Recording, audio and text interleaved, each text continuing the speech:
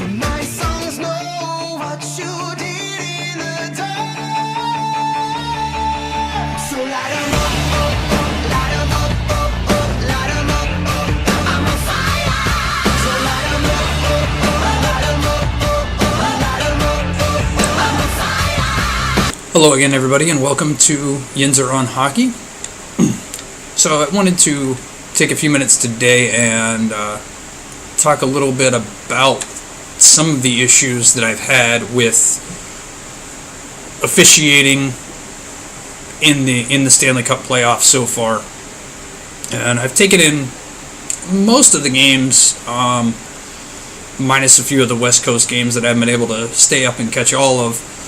But I've been able to watch most of the playoff games, and the biggest takeaway that I have from the officiating, both on the ice and within the league office, has been the inconsistency of the calls. For example, yesterday in the first period of the Boston and Tampa Bay game, Torrey Krug gets called for a slash, which in my assessment, and I think even the commentators mentioned it during the broadcast, that it was a pretty soft call and that it probably shouldn't have been called in the first place. But he made one thing, I think it was Pierre Maguire made a comment during the broadcast saying that if that's the way that they're going to call it in the first period, then that's the way that they need to call it in the third period. Now fast forward to the third period of the game, and Brad Marchand's in on a breakaway, and I want to say that it was Anton Stralman come in behind him and retch across his body, putting his sticks directly on the hands of Brad Marchand, eliminating a breakaway opportunity, and the refs don't make the call. I'm not saying that any of the refs have any bias towards one team or the other. It's just been a lack of consistency across the entire scope of the playoffs. For example, when I mentioned the league offices and their inconsistency as well, I look back at the overtime disallowed goal against the Vegas Golden Knights against Martin Jones, where they say that because Marchessault had pulled Martin Jones' stick out from him, that he didn't have a chance to get back and make a play. And then the other night in the Washington-Pittsburgh game, it looks like Matt Murray gets his leg pad pulled out from underneath him. He falls down. He's not able to get back up and get back in proper positioning to make his play, and the Capitals score a goal and they allow it. To me, those were very similar circumstances, and I think that, the general managers argued that they wanted the call to go to the Toronto office so there was consistency in the calls, and then now that it's in the league office, there's still the same inconsistencies in the calls that they're making. And I think that it's just it leaves a bad image on the league when you're not consistent. It makes for speculative arguments, which I don't agree with the speculative arguments. I think the refs do the best they can on the ice, and I think Toronto does the best they can with the situations that are presented in front of them. Also, the other thing that I've noticed a lot has been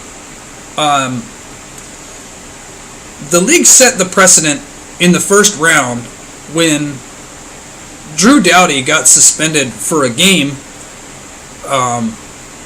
for the hit in the Vegas series, which I thought was a soft hit. He made contact with the head, but it wasn't his intent to make contact with the head, in my assessment. He was given a one-game suspension, and everybody from that point forward thought, okay, well, that's going to be the standard for what constitutes a suspension in this year's playoffs. And then Nikita Kucherov makes a very similar hit in the Boston-New Jersey series, and there was no suspension. I think you put those images side by side and they look like identical hits in different colors, and there was no suspension for Kucherov. And then there's been a lot of hits since then. The Tom Wilson hit on Dumoulin looked suspect. I mean, was it avoidable? Wasn't it? Was it unavoidable? I think if you're at the point now where you're trying to determine intent, I mean, I think that's going to lead to speculation. If you're speculating on intent, then you're never going to get the call right, because it's going to be speculative. So I think they need to take the intent out of that rule. There needs to be no ruling of intent or ill intent or whatever. It needs to be a direct rule. If you make contact with the head, then it needs to be a direct ruling as a result, because I don't think intent will ever be able to be properly interpreted. The other argument I have with officiating is, this is 2018. There's so much infrared and technology available, so much stuff that can be implemented to get the calls correct, and no sport, for some reason, and I have the same argument with football and goal line technology in football, whether they need to put chips in both ends of the football so you know when it breaks the plane, so there's no arguments to be made there. Baseball, I think they need to use strike zone technology. I think FIFA already uses goal line technology in their sport, so I mean, the technology's there. It's time to spend the money, upgrade the arenas, upgrade the system in place, and get a goal call right. I mean, the Hornquist goal in the Washington-Pittsburgh game the other day was pretty evident. The dictation of that rule has always been, if you can see white between the puck and the red line, that's a goal. But I guess now, if you're arguing, well, it could have been a pile of snow or it couldn't have been, then, we're at the point now where we have the technology that we don't need to speculate anymore. I think goal line technology needs brought into the sport. I think infrared technology needs brought into the puck so that we're getting the goal calls right. Also, you can use that same infrared technology to determine the delay of gameplay, whether or not a puck changes direction before it clears the glass. Did it hit something, or was it directly off the stick and over the glass? There's multiple ways that this can be used.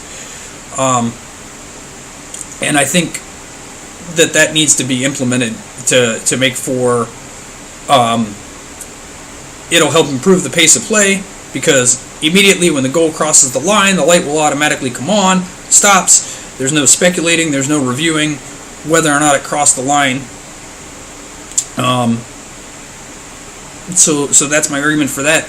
And my other argument is the face-offs. Man, the linesmen, it's like they're auditioning for a role or something with the camera time that they're gathering for themselves by standing there holding the puck and holding the puck and holding the puck, and then all of a sudden, no, it's a false start. That guy gets thrown out, and the next guy gets brought in. I just get tired of seeing the fake outs from the linesmen and stuff like that. Just drop the puck and let's get the game rolling. So that's an issue I have.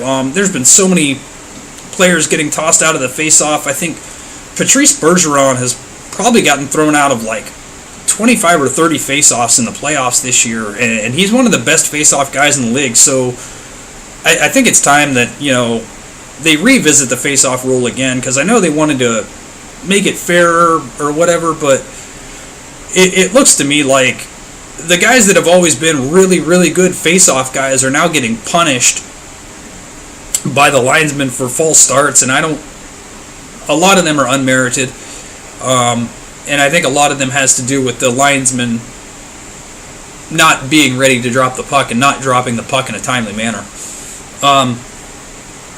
So that's a couple of my rants about what I've seen from the officiating in the playoffs so far. tried to remove myself as a biased view. I think every team goes through a spell in the playoffs where it really feels like the officials aren't making the calls go your way, or it looks bad. I don't think officials are trying to favor one team or the other, and the idea of make-up calls in the playoffs, I don't like that. You don't need a make-up call if you get the first call right. So just call the game consistently, and you know, I think that's been my biggest takeaway from the whole playoffs, is just be consistent. Let me know what you guys think in the comments below.